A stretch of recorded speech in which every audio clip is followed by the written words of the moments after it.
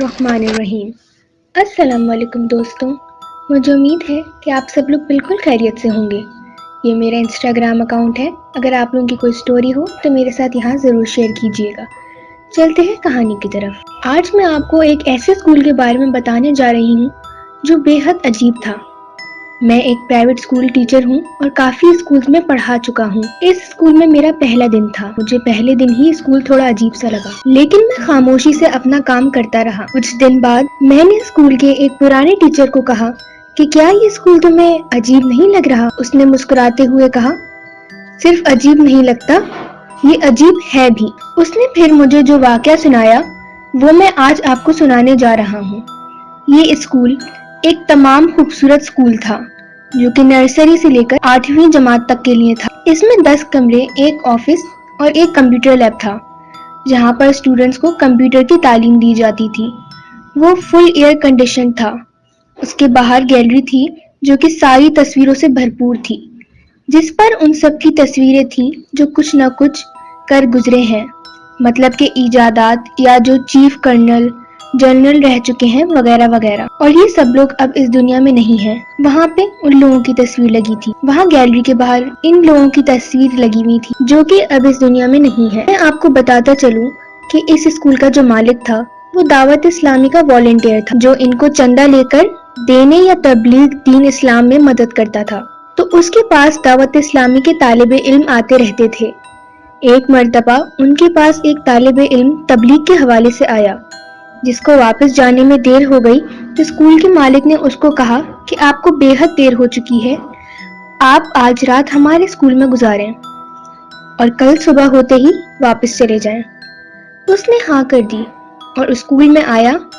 वैसे शाम हो गई थी और रात होने वाली थी, तो सब उसके साथ थे। गर्मियों का मौसम था और हमारे शहर में रात 12 बजे बिजली आती है, तो सब इस इंतजार में थे कि बिजली आए तो हम लोग घर जाएं और तालिबे इल्म को स्कूल में एसी चला कर दें, फिर हम सब लोग घर जाएंगे वापस।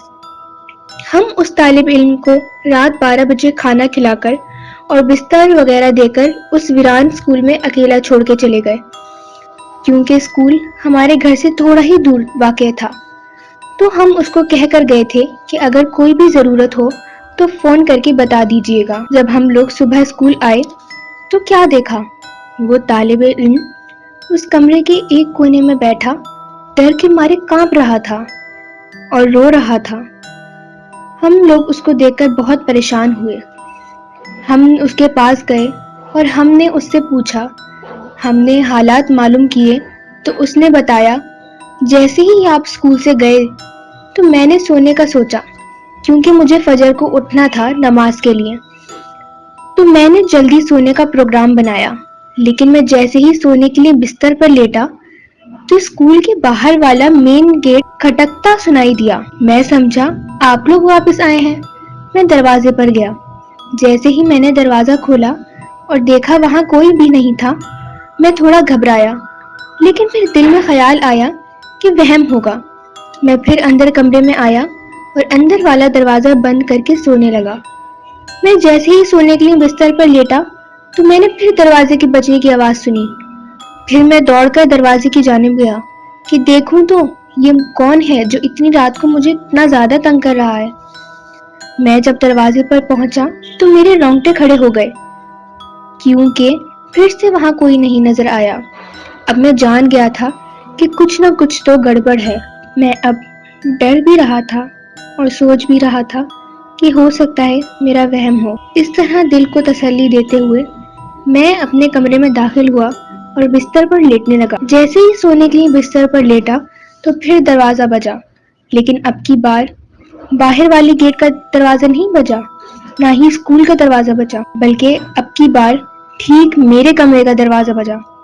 मैं दंग रह गया कि इस स्कूल में मेरे सिवा कोई है ही नहीं, तो दरवाजे पर कौन है। यहाँ मेरे दिल की धड़कन तेज हो गई और मैं डर के मारे विर्द करने लगा। मैंने हिम्मत की और दरवाजा खोलने के लिए आगे बढ़ा। जैसे ही मैंने दरवाजा खोला मेरी तो रूह कांप उठी। गैलरी में जितनी भी तस्वीर लगी थी सब कर्नल, जनरल या बड़े लोग, जिनमें कुछ तो हयात थे लेकिन ज्यादातर मर चुके थे, वो सब जिंदा होकर मेरे सामने खड़े थे और मुझे कह रहे थे کہ باہر نکلو، ہمیں تم سے بات کرنی ہے۔ میں نے جلدی سے دروازہ اندر سے لاک کر دیا، لیکن دروازہ خود بخود کھل گیا اور وہ سب مجھے گھسیٹ کر باہر لے گئے اور پتہ نہیں کیا پڑھنے لگے۔ میں خوف کے مارے بے ہوش ہو گیا، لیکن میں جب ہوش میں آیا تو پھر کوئی بھی نہیں دکھائی دیا۔ میں نے اپنا موبائل بے حد تلاش کیا لیکن نہ ملا۔ مجھ پر اس قدر خوف طاری ہو چکا تھا کہ پوری رات ایک کونے میں بیٹھ کے گزار دی اور وہاں سے ہلنے تک کی ہمت نہیں کی تھی، اور اب بس یہ انتظار تھا کہ کب صبح ہو اور میں اس اسکول سے نکلوں۔ اس دن کے بعد ہم نے کبھی کسی کو اس اسکول میں رات کو اکیلا نہ رہنے دیا۔ امید کرتی ہوں یہ سچی کہانی آپ کو بے حد پسند آئی ہوگی۔ ملتے ہیں اگلی ویڈیو میں، تب تک کے لیے اللہ حافظ۔